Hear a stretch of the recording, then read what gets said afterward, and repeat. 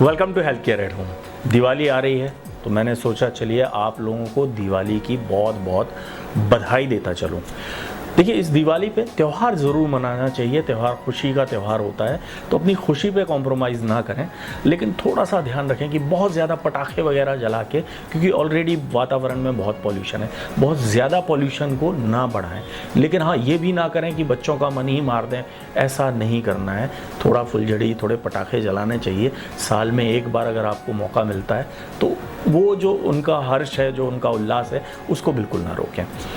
मिठाई खाएं, बिल्कुल खाएं, त्यौहार है तो मिठाई खानी चाहिए, लेकिन मिठाई खाने के साथ साथ अगर कोशिश करें कि गुड़ की बनी हुई मिठाई या सोते वक्त थोड़ा सा गुड़ खा लें, क्योंकि जो पॉल्यूशन वातावरण में आएगा वो पॉल्यूशन को बैलेंस करने के लिए गुड़ बहुत अच्छा काम करता है। अगर गाजर मिल रही हो तो थोड़ा सैलेड में अगर गाजर का इस्तेमाल करें या गाजर के रस का इस्तेमाल करें तो ये आपके लंग्स को डिटॉक्सिफाई करेगा। जो सांसों में अगर बारूद की धुआं जा रहा है उसको बैलेंस करेगा।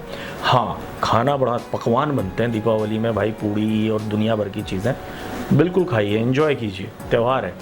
लेकिन ईसबगोल खा लीजिएगा, 2 चम्मच ईसबगोल खा लीजिएगा और पूरा दिन ढेर सारा पानी पीना है, कम से कम 3.5 लीटर पानी पीना है आपको।